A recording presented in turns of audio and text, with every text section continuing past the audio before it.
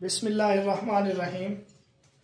آج کا ہمارا یہ سبق خبر مردود کی اقسام ہیں طعن راوی کے لحاظ سے۔ طعن کا مطلب ہے عیب۔ ہم پیچھے پڑھ رہے ہیں کہ کوئی بھی خبر مردود ہوتی ہے دو وجہ سے، یا تو سقط راوی یعنی راوی کا گرا ہوا ہونا، یا پھر یہ ہے کہ راوی میں طعن کا ہونا، عیب کا ہونا۔ کل جو طعن ہیں یا اسباب طعن ہیں وہ 10 ہیں۔ ان میں سے 5 کا تعلق راوی کے کردار سے ہے اور 5 کا تعلق راوی کے ضبط سے ہے، راوی کے حافظے سے ہے۔ پہلے ہم ان 5 اسباب کو پڑھیں گے جن کا تعلق راوی کی کردار اور اس کی عدالت سے ہے۔ وہ 5 اسباب جو ہیں درج ذیل ہیں۔ پہلا ہے جھوٹ، عربی میں اس کو کہتے ہیں کذب۔ دوسرا ہے تہمت جھوٹ، تہمت جھوٹ، اس کو عربی میں کہیں گے تہمت کذب۔ جو تیسرا سبب ہے وہ ہے فسق۔ چوتھا سبب جو ہے وہ ہے بدعت۔ 5واں سبب جو ہے وہ ہے جہالت۔ یہ 5 اسباب ہیں جن کا تعلق راوی کے کردار سے ہے، عدالت سے ہے۔ مثلا راوی کا جھوٹا ہونا، دوسرے نمبر پر ہے راوی کا تہمت کذب یعنی راوی پر جھوٹ کا الزام، تیسرے نمبر پر ہے فسق، بدعت اور جہالت۔ سب سے پہلے ہم جھوٹ کو پڑھ لیتے ہیں۔ راوی اگر جھوٹا ہو یعنی وہ حدیث رسول میں جھوٹ بولتا ہو، جھوٹ ثابت ہو جائے تو اس کی روایت کو کہیں گے موضوع۔ موضوع کا معنی ہے من گھڑت، تو موضوع وہ روایت ہے جس کا راوی جھوٹا ہو۔ اور دوسرے نمبر پر ہے تہمت جھوٹ، تہمت کذب، تو اس روایت کو کہتے ہیں متروک۔ بھئی یہ اس کا حکم یہ ہے، یہ حرام ہے، اگر کوئی جان بوجھ کر ایسا کرے گا تو وہ کافر ہو جائے گا۔ دوسرے نمبر پر ہے متروک، متروک ترک سے ہے، چھوڑا ہوا۔ جب راوی پر جھوٹ کا الزام ہو یا عام گفتگو میں وہ جھوٹ بولتا ہو، جھوٹ کا الزام ہو حدیث رسول میں، ابھی تک وہ الزام ثابت نہ ہو، یا عام گفتگو میں وہ جھوٹ بولتا ہو، تو اس کی روایت کو ہم کیا کہیں گے؟ متروک کہیں گے۔ اب آپ جو ہے موضوع اور متروک میں فرق سمجھیں گے۔ موضوع کسے کہتے ہیں اور متروک کسے کہتے ہیں؟ موضوع کا راوی کیا ہوتا ہے؟ راوی جھوٹا ہوتا ہے، اور جو متروک ہے وہاں پر جھوٹ کا الزام۔ اب یہ فرق ہے سکالر، آپ دیکھیں کہ موضوع میں راوی کا جھوٹا ہونا ڈکلیئر ہو چکا ہوتا ہے، کنفرم وہ جھوٹا ہے، جبکہ متروک میں جھوٹ کا الزام ہے، یعنی ابھی تک جھوٹ اس پر ثابت نہیں ہے، جھوٹ کا الزام ہے۔ یہ بات آپ موضوع اور متروک میں فرق کو لازمی یاد رکھیے گا۔ موضوع میں راوی جھوٹا ہے اور متروک میں اس پر ابھی تک جھوٹ ثابت نہ ہو بلکہ جھوٹ کا الزام ہو۔ تیسرے نمبر پر ہے فسق۔ راوی اگر فاسق ہو تو اس کی روایت کو منکر کہیں گے۔ راوی فسق و فجور میں مبتلا ہو، گناہ کے کاموں میں مبتلا ہو، تو اس کی روایت کو کیا نام دیا جائے گا؟ منکر۔ اب آپ کے ذہن میں یہ سوال ہوگا کہ جھوٹ بھی تو گناہ ہے، تہمت جھوٹ بھی تو گناہ ہے، فسق بھی گناہ ہے، تو فرق کیا ہے؟ تو سکالر فرق یہ ہے کہ حدیث رسول میں جھوٹ، الزام جھوٹ اور دیگر گناہ جو ہے ان میں بڑا فرق ہے۔ یہاں فسق سے مراد جو گناہ ہے وہ جھوٹ اور تہمت جھوٹ کے علاوہ دیگر گناہ ہے، تو اس کو کیا کہیں گے؟ منکر کہیں گے۔ تو منکر وہ روایت ہے جس کا راوی فسق و فجور میں مبتلا ہو۔ یہ 3 قسمیں ہم نے پڑھ لی ہیں۔ موضوع یہ سب سے زیادہ خطرناک ہے، اس کے بعد جو دوسرا نمبر ہے وہ متروک کا ہے، تیسرے نمبر پر جو ہے وہ منکر ہے، بدعت اور جہالت۔ اب ہم ان کو پڑھیں گے۔ بدعت کا مطلب ہے نئی چیز، نئی بات، دین میں کسی نئی چیز کو شامل کرنا، یہ بدعت ہے۔ اور بدعت کی اصول حدیث میں دو قسمیں ہیں۔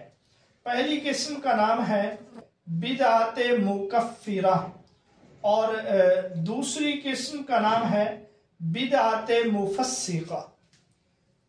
اصول حدیث میں بدعت کی پہلی قسم ہے بدعت مکفرہ، یعنی وہ بدعت جس کی وجہ سے انسان کافر ہو جائے۔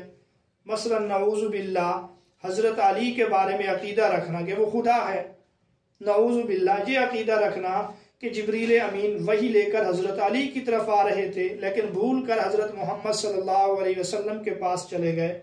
اب اگر کسی راوی کا ایسا عقیدہ ہو تو ایسا راوی جو ہے اس کی بدعت کو بدعت مکفرہ کہا جائے گا، اس کی روایت بالکل قابل قبول نہیں ہے۔ دوسری جو قسم ہے بدعت مفسقہ، یعنی راوی بدعتی ہے، عقیدہ اس کا جو ہے کفریہ نہیں ہے اور بدعت میں مبتلا ہے، جیسے مختلف بدعات رائج ہیں، تو بدعت مفسقہ کا جو حکم ہے اس حوالے سے محدثین کے نزدیک کچھ شرائط ہیں۔ شرط اول، راوی جو بدعتی ہے بدعت کی طرف دعوت نہ دیتا ہو، یہ پہلی شرط ہے کہ وہ لوگوں کو بدعت کی طرف دعوت نہ دیتا ہو۔ ٹھیک ہے وہ خود بدعتی ہے لیکن لوگوں کو اپنی بدعت کی طرف دعوت نہیں دیتا۔ دوسری شرط یہ ہے جو روایت ہے اس روایت سے اس بدعت کی تائید نہ ہو، یعنی جو وہ روایت بیان کر رہا ہے اس روایت سے اس کی بدعت کی تائید نہ ہوتی ہو۔ اگر یہ دو شرائط موجود ہوں تو یعنی یہ دو شرائط موجود نہ ہوں، اگر یہ دو شرائط موجود نہ ہوں تو پھر ایسے بدعتی کی روایت جو ہے قابل قبول ہے، یعنی بدعت جو مفسقہ ہے۔ شرط نمبر کہ وہ اپنی بدعت کی طرف لوگوں کو دعوت نہ دیتا ہو، اور دوسری شرط یہ ہے کہ جس روایت کو وہ بیان کر رہا ہے اس سے بدعت کی تائید نہ ہوتی ہو۔ بہرحال اس کے لیے کوئی الگ نام نہیں ہے، جس طرح کہ موضوع، متروک، منکر یہ نام تھا، بدعتی کی روایت کے لیے کوئی خاص نام نہیں ہے، اس کو جو ہے مردود کہا جاتا ہے۔ اب ہم جہالت کی طرف آتے ہیں۔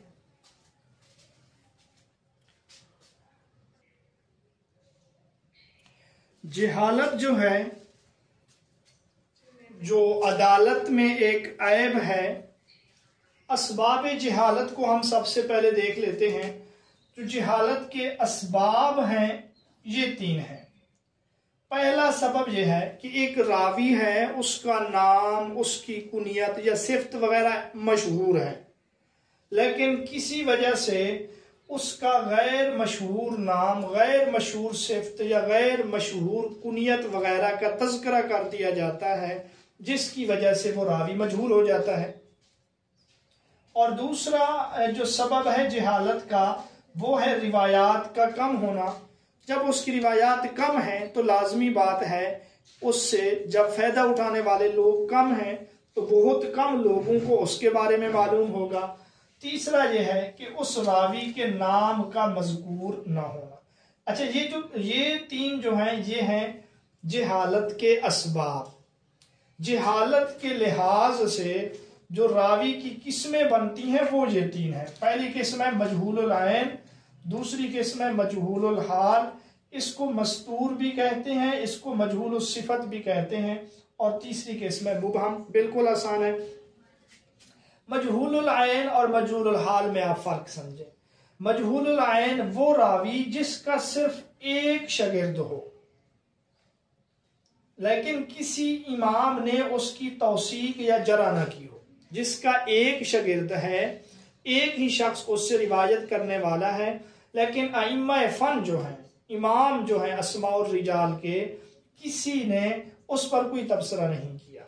مجہول الحال یا مستور یا مجہول الصفت جو ہے وہ جس کے ایک سے زائد روایت کرے، یہ فرق ہے کہ مجہول العین کا شاگرد ایک ہوتا ہے، یہاں شاگرد ایک سے زائد ہوتے ہیں، مثلا 2-3 شاگرد، اتنے بھی زیادہ نہیں ہوتے کہ 20 25 30 ہو جائیں، مثلا یہ ہے کہ 2 یا 3 شاگرد ہوتے ہیں ایک سے زائد، تو یہ فرق ہے۔ مجہول العین میں صرف ایک شاگرد، یہاں پر ایک سے زائد، یہاں پر اس کی بھی توثیق کسی نے نہیں کی۔ اس لائن میں دونوں برابر ہیں، مجہول العین کی توثیق بھی کوئی نہیں کرتا، مجہول الحال یا مجہول الصفت یا مستور کی توثیق بھی کسی نے نہیں کی، لیکن مجہول العین کا شاگرد ایک ہوتا ہے، مجہول الحال کے جو شاگرد ہیں وہ 2 یا اس سے زائد ہوتے ہیں۔ اس کو مستور کہتے ہیں، چھپا ہوا ہونا۔ تیسرا ہے مبہم۔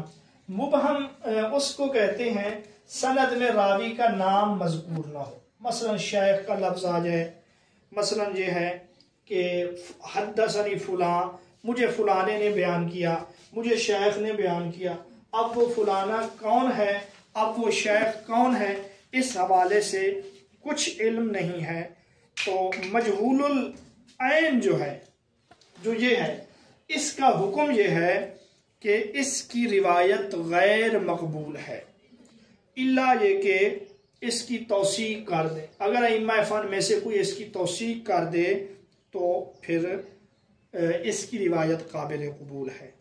اور اسی طرح یہی حکم مجہول الحال کا بھی ہے کہ یہ بھی غیر معتبر اور ضعیف ہے، کیونکہ ہمیں نہیں معلوم کہ یہ کس قسم کا آدمی ہے۔ اور یہی حکم مبہم کا بھی ہے۔ ہاں، اگر مبہم کے نام کی تعیین ہو جائے کہ یہ جو فلاں ہے، یہ جو شیخ ہے، اس سے مراد وہ صاحب ہے، پھر ہم اس صاحب کو دیکھیں گے کہ وہ کس قسم کا ہے۔ اگر وہ معتبر ہے تو اس کی روایت بھی معتبر ہوگی، اگر وہ ضعیف ہے تو یہ روایت بھی ضعیف ہوگی۔ تو یہ اسباب طعن جن کا تعلق راوی کے کردار سے تھا وہ ہم نے پڑھ لیے، جھوٹ، تہمت جھوٹ، فسق، بدعت اور جہالت۔ اب اگلے سبق میں ہم اگلے جو اسباب ہیں جن کا تعلق اس کے ضبط سے ہے، اس کے حافظے سے ہے، وہ کون سے ہیں اور اس کی کیا قسمیں بنتی ہیں، وہ انشاءاللہ ہم اگلے سبق میں پڑھیں گے۔